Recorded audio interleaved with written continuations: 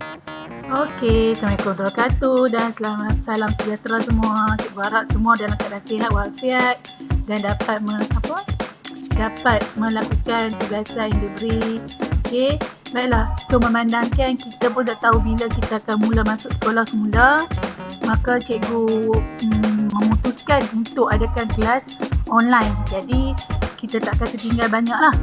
Okey, memandangkan last sekali sebelum kita cuti tu kita dah masuk chapter 5 water and solution, tapi tak semua subtopik kita habiskan. Jadi hari ni cikgu planning cikgu akan revision daripada topik 5.1 sampai habis. So lepas kamu dengar tentang penjelasan cikgu ni, nanti cikgu akan sediakan soalan untuk kita buat quiz, dan markah-markah quiz itu akan diambil kira untuk carry mark PNG kamu. Okay? Baik, so hari ni kita masuk chapter 5 water and solution. Tugasan minggu ni akan diberi lepas ini. Baik.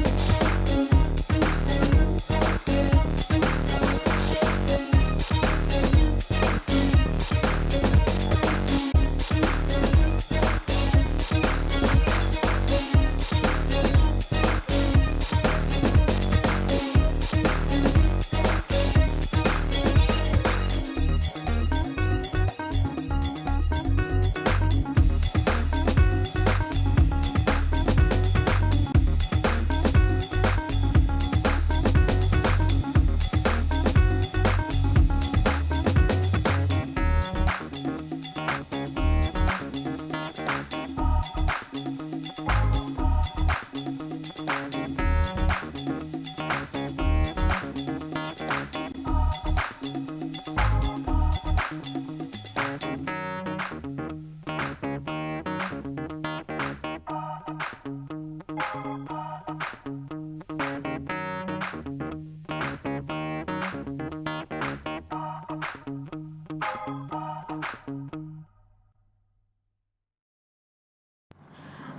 kita tengok 5.1 about physical characteristic of water. As you know, there are 5 physical characteristic of water. So the first one, the physical characteristic of water is tasteless, odorless and colourless. This one only for pure water. Okay, air yang tulen, bukan air yang dicampur warna atau dicampur dengan perisa, gula, bukan. Ni air yang asli lah, air pure water. Okay, second, boiling point is 100 degrees and freezing point or melting point is 0 degrees Celsius. Have high surface tension. Okay, seperti yang kamu lihat di sini, high surface tension. Kamu nampak insect ni able to stay afloat on the water. Because of what? Because the water high surface tension, mempunyai tegangan permukaan yang kuat. Jadi, serangga ni boleh bergerak di atas air tanpa tenggelam. Tapi dengan syarat, serangga tersebut adalah serangga yang ringan lah. Kalau kamu yang terjun dalam tu, memang tak ada surface tension lah. Okay? Because of what? High surface tension terbentuk disebabkan oleh kerana cohesive force between the water molecule. Jadi, hidrogen atom di antara hidrogen atom air melekat di antara satu sama lain. So, kita panggil sebagai cohesive force. Okay? Alright. The first one, density of pure water is 1 gram centimeter cubic. Okay, semua air pure water, bukan air yang bergula lah, mempunyai density yang 1 gram centimeter cubic. Bermaksud kalau kamu ambil 1 ml air bersamaan dengan 1 gram. Okay, dia punya ketumpatan. Okay, and then the last one. Alright, next kita pergi pula kepada absorption and release of heat to the surrounding cause the change of state of water. As we know, state water ada 3, right? Solid, liquid and gas. Okay, dan setiap satu ni air boleh berubah bentuk disebabkan oleh kerana absorption ataupun releasing of heat. Jadi kalau kata daripada solid change into liquid, this process we call as a melting. Okay, melting. Okay, yang mana proses melting ni adalah absorption of heat. Jadi molekul-molekul yang ada dalam solid ni diabsorb heat daripada persiaran, menyebabkan molekul-molekul ni atau atom ni bergerak, vibrate their own at their own place, position, and then dia akan bertukar menjadi liquid, absorb heat. Okay, from the liquid change into gas, which is yang mana liquid ni akan absorb heat, maka dia akan berubah kepada gas. Proses ni ada 2. Satu evaporation, satu lagi boiling. Dua-dua proses ni melibatkan penukaran liquid kepada gas. Membezakannya adalah evaporation ni berlaku pada setiap, tak kira suhu. Kalau suhu rendah pun berlaku, suhu tinggi pun berlaku. Jadi kalau suhu tinggi, evaporation akan berlaku dengan laju. Kalau suhu rendah, berlaku dengan lambat. Okay? Tapi kalau boiling ni, dia berlaku pada keseluruhan permukaan keseluruhan air dan dia ada suhu tertentu iaitu 100 darjah Celsius for pure water. Kalau evaporation, dia berlaku pada suhu any temperature, tapi dia berlaku pada permukaan. Okey, permukaan air. Okey, kemudian kalau solid to gas, maksudnya solid terus tukar jadi gas, dia tak lalu liquid. Jadi kalau solid change to gas, kita panggil sebagai sublimation. Also absorb heat. Okey, jadi kat sini kita boleh buat conclusion. Untuk absorb heat, proses yang terlibat adalah melting, evaporation ataupun boiling, and also sublimation. Okay. Alright. Now, we go to the process that release heat. Okay. Yang release heat pula adalah bila benda itu daripada kedudukan atom-atom ni jauh, lama-lama kedudukan atom dia menjadi dekat. Bermaksud dia hilang haba. Okey, bila dia hilang haba, pergerakan dia akan jadi slow. Kinetic energy akan rendah. Jadi dia akan duduk rapat-rapat. Alright. Yang mana gas to liquid. Gas to liquid, okey, kita panggil sebagai proses condensation. Okey, release heat. Liquid to solid, freezing. Proses pembukuan. Kita buat ais batu kat rumah ni. Contoh paling dekat kan. Liquid to solid, freezing. Okey. And then satu lagi, sublimation. Sublimation ni dua-dua lah. Solid to gas sublimation, gas to solid pun sublimation. Cuma beza dia, kalau gas to solid, release heat. Okay, release heat. Alright, kita pergi seterusnya, composition of water. Okay, form 1 kita dah belajar dah tentang composition of water sikit-sikit lah. Jadi ni revision lagi. Okay, as we know, water is a compound. Dia adalah compound because of what? Consists of two type of atom, which is hydrogen and oxygen. Which is one molecule oxygen and two molecule of hydrogen.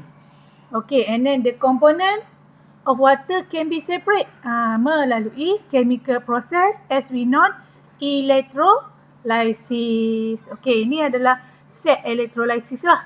Okay, so kita revision lagi sekali lah set electrolysis ni, kita tengok di sini ada positive terminal, yang panjang ni positive terminal, kita panggil sebagai anode. Yang ni pula negative terminal, we call as a cathode. Okay, so kita sambung kepada rod, kemudian kita letak dengan test tube ataupun tube khas untuk electrolysis set lah. Dan dalam ni pula kita letak air, and then we add with some dilute acid. Kita letak sedikit dilute acid to conduct the electricity better lah. Okay, right. So sebelah positif ataupun sebelah anode, kamu kena ingat dia mengumpul gas oksigen. How to test the oxygen? We use glowing wooden splinter, which is bila kita letak aja dekat dengan test tube ni, nanti so glowing wooden splinter will ignite. Dia akan menyala because oxygen is the gas that support the combustion. Alright, which is at the cathode side, negative terminal, it will collect hydrogen gas. Okay, how we test the hydrogen gas? We use a burning wooden splinter. Burning wooden splinter yang ada api lah kat hujung dia ada api. Glowing yang membara saja. So what happen to the burning wooden splinter? Burning wooden splinter will extinguish and produce pop sound. Ni adalah ciri-ciri gas hidrogen. Dia akan terpadam, memadamkan, dan dia akan menghasilkan pop sound. Tidak ada gas lain yang menghasilkan pop sound melainkan hidrogen sahaja. Okay. Baik. Seterusnya, ingat electrolysis adalah method to separate the water molecule into its element, hydrogen and oxygen. Ingat, electro means electric, lysis means pecah. Pecah molekul air menggunakan elektrik. Okay. Alright, so kita pergi the next one, effect of impurities. Okay, cikgu tahu kamu memang biasa benda ni kat rumah, buat air gula ke, air garam ke. Jadi bila kamu buat air garam, air gula, kamu dah masukkan something dalam air. Jadi yang something dalam air itu adalah kita panggil sebagai impurities, bahan asing. So bila bahan asing dimasukkan dalam pure water, dia akan merubah boiling point of water dan juga melting point of water. So boiling point water tu akan jadi increase more than 100 degree Celsius. Jadi kalau kita panaskan air, selalunya kalau air yang tak ada apa-apa, pure water, dia memang akan mendidih pada suhu 100 darjah Celsius. Dia akan tukar jadi wap 100 darjah Celsius. Tapi kalau kamu masukkan garam ke atau impurities ke, ataupun kamu masuk gula ke apa ke, bahan-bahan impurities, bahan-bahan ni, boiling point kamu bila check dengan thermometer, dia akan more than 100 degrees. Maybe 100, 102, 103, 104 gitulah. Okay. Right, and then melting point pun sama. Melting point water, kalau pure water, dia akan 0 darjah Celsius. Tapi when you put the impurities, your melting point water will be decreased lower than 0 degree Celsius. Maksudnya mungkin negatif 2 darjah Celsius, baru ais tu menjadi air. Contoh paling mudah, ais batu yang dihantar oleh lori-lori ais yang jual dekat nak buat ais, teh ais ke Milo ais ke tu, dia memang campur sikit impurity supaya ais tu lambat cair. Okay? And then dia juga efek daripada segi density of water. Berapa tadi cikgu kata density of water, pure water? 1 gram centimeter cubic. So bila ada impurities, your density of water akan berubah. Okay, mungkin lebih daripada 1 gram centimeter cubic. Dan beside that, the taste, the smell, the colour might be different. Akan berubah lah. Okay, akan berubah. Alright. Okay, evaporation. So, evaporation is a process when the liquid change into steam. So, this happen on the surface of the water at any temperature. Okay, proses evaporation, penyejatan. Okay, there are 4 factors influence the rate of evaporation. The first one, surrounding temperature. Second is the exposed surface area. Third, movement of air. And the fourth, humidity. Okay, surrounding temperature. The higher the surrounding temperature, the higher the rate of evaporation.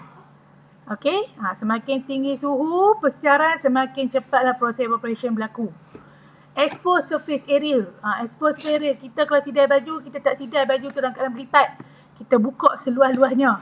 Kalau kita nak sidai kita punya selimut ke apa ke, kita akan buka seluas-luasnya. Sebab the higher the exposed surface area, ataupun the bigger the exposed surface area, the faster the rate of evaporation. And then the third one, movement of air. Pergerakan udara. Semakin laju pergerakan udara, evaporation pun berlaku lagi cepat. Okay? Humidity, kelembapan. Hari hujan dengan hari panas. Of course, mestilah waktu hari hujan baju kita lambat kering sebab humidity dia tinggi. The higher the humidity, the lower the rate of evaporation. Okay, so application evaporation in our daily life ni banyak lah, macam-macam lah. Keringkan ikan lah, keringkan udang lah, apa lagi, sotong lah, hang the wet clothes under the sun, guna hair dryer to dry wet hair. So banyak lagi application yang ada dalam kehidupan harian kita. Okay? Okay, baiklah kita teruskan kepada topik 5.2 about solution and solubility. Okay, before that, we must know what is the solute, what's mean by solvent and solution. Right, actually, solute is substance that dissolve in liquid, solvent liquid that dissolve a substance, and solution mixture form when a solute dissolve in the solvent. So, for example, gula, air, jadilah air gula, iaitu solution. Right. Next, there are 3 types of solution yang kamu kena tahu. The first one, dilute solution. Dilute solution ni adalah larutan yang contain only a little amount of solute. Dan solute able to dissolve much more in the liquid. Jadi, larutan cair, dilute solution larutan cair, solute sikit, air banyak ataupun solvent banyak. Okay, the second one is concentrated solution, which is contain a large quantity of solute. Walaupun solute dia banyak, tapi able to dissolve, masih boleh melarut dalam solvent. Okay, larutan yang nak kata cair pun tak, nak kata terlalu pekat pun tak. Okay, di tengah-tengah lah concentrated solution. Alright. So, kalau kamu buat air gula, gula tu melarut dalam air. Melarut dalam air. Tapi nampak macam pekat. Tapi gula tu semua hancur. Jadi, dia adalah concentrated solution. And the third one, saturated solution. Larutan tepu. Larutan tepu yang mana contain a maximum amount of solute. Dan solute kita masukkan dalam air tu, tak boleh nak dissolve dah. Masih ada yang tidak melarut, tertinggal di bawah. Jadi terlalu pekat, air sikit sangat, tapi gula kita terlalu banyak.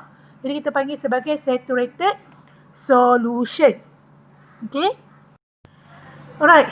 Next kita pergi pula kepada solution and suspension. Okey, solution adalah larutan Kalau kita tengok, kalau air tu kita masukkan gula, nampak clear mixture, tak ada warna lain, warna clear macam air original, dia adalah solution. Has uniform colour, warna dia sekata, semua clear, and then cahaya boleh lalu, cahaya boleh tembus, kita boleh nampak, and then solution does not leave any residual, maksudnya tidak ada yang termendak di bawah, memang melarut semua, itu kita panggil sebagai solution. Kalau suspension ni adalah macam kita masukkan tepung dalam air. Kamu kacau, kamu nampak cloudy mixture terbentuk. Okey, yang mana size of suspension ni, particle is too big dan cahaya tak boleh passing through. Maksudnya sebab tu kita nampak kabur ataupun kita nampak cloudy. Okay, and then sometimes kita nampak sedimen akan terbentuk at the bottom of the container. Maksudnya ada mendakan di bawah. Contohnya kamu masukkan tepung dan air, kacau, kamu biarkan, kamu akan nampak ada dua lapisan. Tepung duduk kat bawah, air dekat atas. Jadi dia okay, solubility. Solubility ni of the substance is the maximum quantity of solute that can dissolve in 100 ml solvent at any given temperature. Keterlarutan. Maksud dia, kuantiti bahan larut pada maksimum yang dilarutkan dalam 100 ml pelarut, solvent pada apa-apa suhu. Kita panggil sebagai solubility. Dan solubility ni pula ada 3 faktor yang mempengaruhi kadar keterlarutan. The first one, temperature of solvent. Second, rate of stirring. Third, size of solute. Temperature. Kalau kamu buat air, mesti kamu akan guna air yang panas. Lagi cepat larut berbanding guna air ais. Okay? The higher the temperature, the higher the rate of solubility. Yang kedua, bila kita buat air, kita masuk gula, kita buat air, kita mesti kacau. The faster the rate of stirring, the faster ataupun the higher the rate of solubility. And then the third one, size of solute. Size kecil, size besar. Mestilah size kecil lagi cepat melarut berbanding dengan size yang besar. The smaller the size of the solute, the higher the rate of solubility. Okay? Baik. Yang ni colloid. Colloid ni adalah mixture of dua or more solute which does not form a clear solution nor sediment. Contoh macam kita buat air Milo.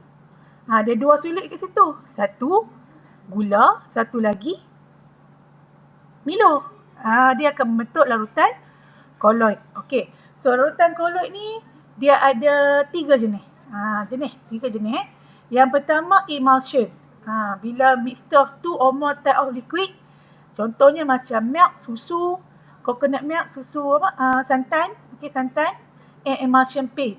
Dia dalam bentuk emulsion. Yang kedua dalam bentuk foam. Dalam bentuk foam. Contohnya macam sabun. Sabun bila kita usap-usap kat tangan, buih semua tu, shaving cream, whipped cream letak atas kek, semua tu coklat atas kek, atas ice cream, whipping cream. Dan yang ketiga adalah gel. Mixture between liquid and solid. Contohnya macam hair gel, jelly dan juga skin gel. Jadi kamu kena ingat colloid ni ada 3 jenis, emulsion, foam and gel. So kena ingatlah contoh-contohnya. Okay, boleh ditanya untuk kamu bagi contoh-contoh colloid. Okay, type of colloid. Alright. Okay, next. Solvent. Solvent kita ada pecah pada 2. Satu universal solvent, satu lagi organic solvent. Universal solvent ni adalah solvent yang boleh melarutkan almost all type of substance. Tak kira solid, liquid ataupun gas. Contoh paling mudah adalah water lah. Water is the universal solvent. Organic solvent pula adalah pelarut organik yang terdiri pada carbon-based organic solvent used to dissolve substance that cannot be dissolved by water. For example, alcohol. Alcohol adalah organic solvent. Untuk buat apa? Untuk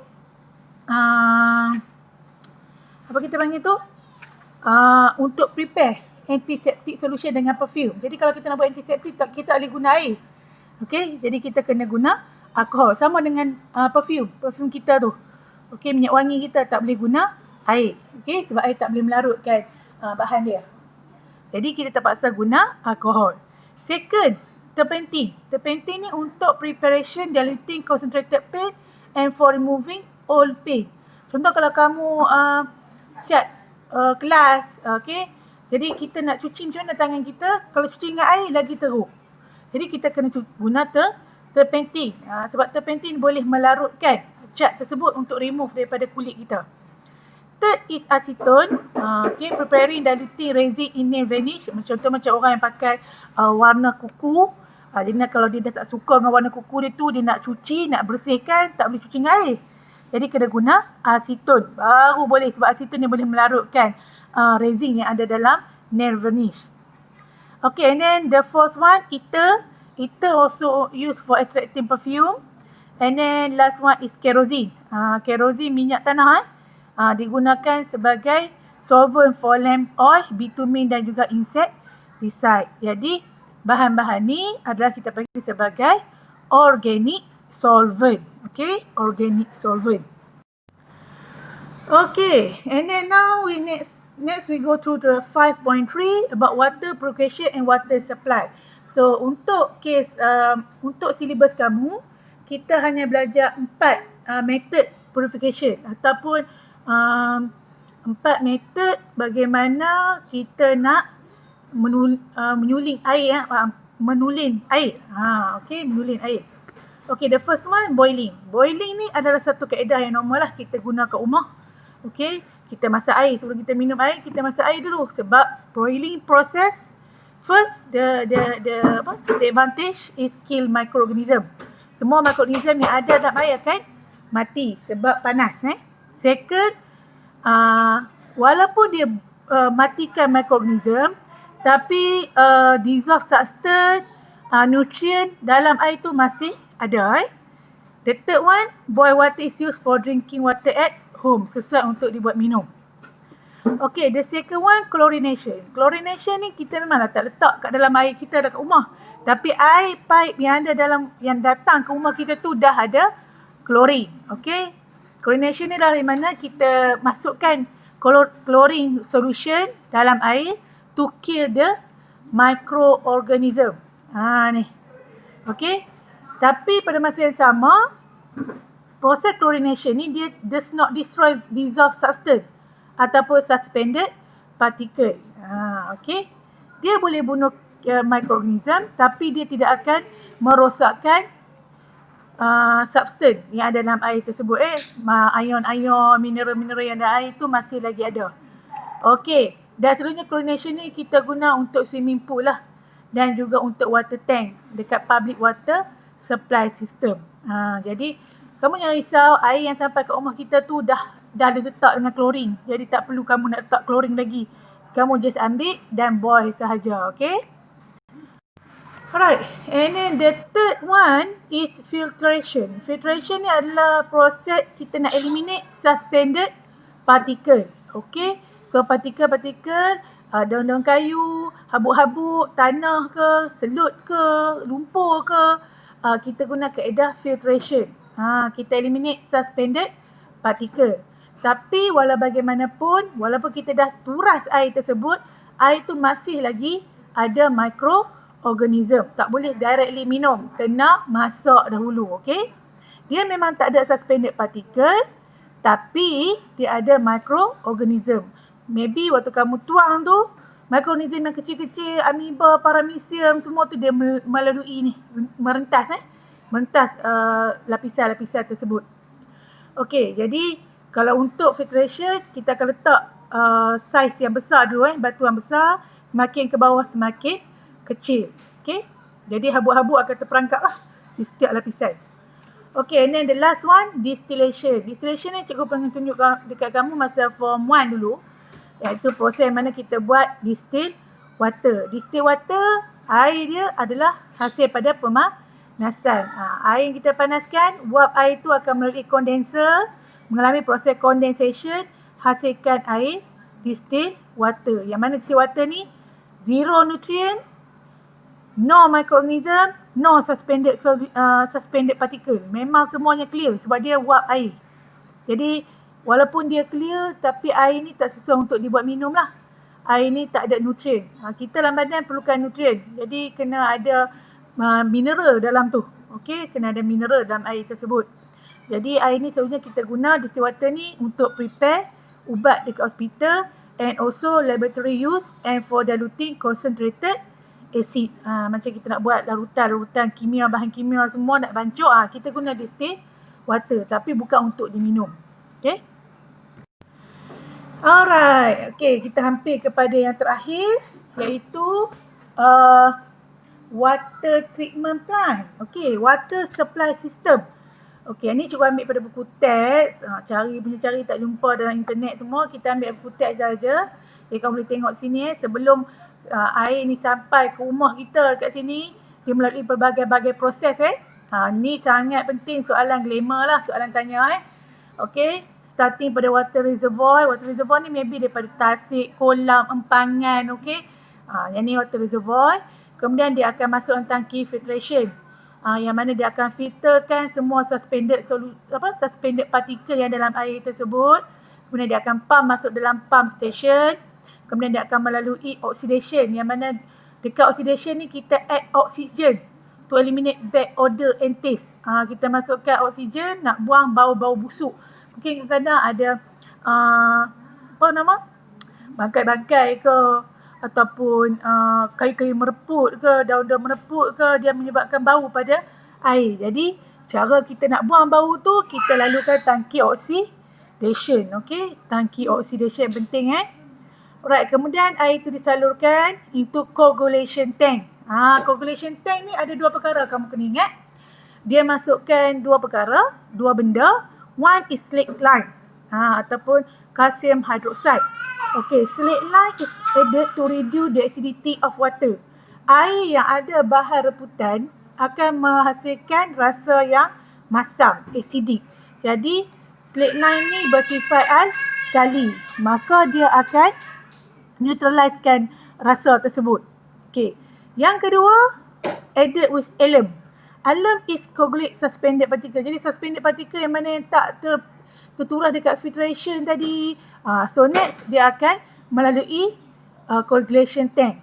Jadi kita letak alum. Alum ni dia macam bahan untuk melekatkan partikel-partikel tadi. So bila partikel tadi melekat, dia akan masuk dalam sedimentation tank. Yang mana sedimentation tank ni bahan-bahan yang melekat dekat alum tadi akan termendak ke bawah. Okay. Right. And then pump into the filtration tank melalui proses penurasan. Jadi suspended particle yang tak tertinggal dekat sedimentation tank tadi, dia akan dituras lagi sekali dekat filtration tank. Dia akan remove sand, all the remaining impurities, everything lah kat sini. Okay, next dia akan masuk tangki seterusnya chlorination and fluoridation. Chlorine and fluorine added into this tank, which is chlorine is used to kill microorganism, while fluoridation to prevent tooth decay. Jadi air pipe kita tu ada fluorine dan chlorine. Kamu kena ingat, chlorine kill microorganism, fluorine to prevent tooth decay. Barulah pump masuk dalam clean water tank, kemudian masuk dalam pump lagi, masuk storage tank dan sampailah ke rumah kita dalam keadaan yang bersih. Tak ada kita buka pipe tiba-tiba keluar daun kayu. Tak ada. Kecuali kalau dia cuci tangki ni, storage tank ni. Mana tadi? Storage tank ni dia cuci, mungkinlah pipe akan air akan ditutup dulu sekejap. Lepas tu bila kamu buka nampak air keruh sekejap, lama-lama dia akan clear lah. Okay? Storage tank ni lah orang yang ada orang cuci lah nanti sebelum interval time dia. Berapa tahun, berapa kali kan. Supaya kita dapat air yang bersih. Okay. Baik, last one. Water sustainability. Ni adalah penyebab-penyebab water pollutant. Ada 4 lah, sebenarnya banyak lagi. Okay, kita ikut syllabus kita belajar 4 je. Alright. So, water pollutant, for example, chemical from the agriculture, seperti chemical fertilizer. Lagi apa lagi? Insecticide daripada kawasan penanaman padi ke, sawah ke, kebun ke. Ni menyebabkan water pollution. Okay. So bila water pollution ni berlaku, bagaimana nak overcome? Selalunya kita gunalah fertilizer ataupun pesticide yang biodegradable. Yang ni lah, yang mesra alam. Okay. Yang kedua, water pollutant from the domestic waste such as sewage waste, animal carcasses and various type of rubbish. So this one, we need to improve our sewage system. And then don't throw your rubbish into the river, into the pond, right? And then the third one, industrial waste such as from the plastic and also heavy metal. This one, we need to enforce the law to ensure that industrial waste are not discarded into the river. And then the last one is oil slick from the ship and factory. So yang ni tumpahan minyak daripada kapal ataupun daripada kilang semua. So we need to clean up the spill at the sea. Okay. So setakat ini dahulu kita punya kelas hari ni, kelas online kita untuk tajuk 5. Jadi tugasan minggu ini, hari ni kamu dengar dulu cikgu punya pengajaran. Buat nota bagi lengkap untuk tajuk 5. Nanti naik sekolah, cikgu akan check nota kamu. Okey, kemudian cikgu akan bagi soalan. Maybe dalam minggu ni cikgu akan bagi soalan untuk kita buat ulang kaji apa yang cikgu dah sampaikan. Okey, cikgu doakan semoga semuanya dalam keadaan yang selamat, sihat walafiat, dapat menjalankan tanggungjawab melakukan kerja sekolah yang diberi. Okey, so jangan tangguh kerja kamu sebab bila semakin banyak semakin malas, semakinlah bertambah beban nanti. Jadi buat bila cikgu bagi tu terus buat Okey, kamu banyak masa di rumah. So jangan, don't waste your time. Alright. So setakat ni dulu daripada Cikgu Hus. Nanti kita jumpa Okay, thank you very much. Okay, bye. Assalamualaikum.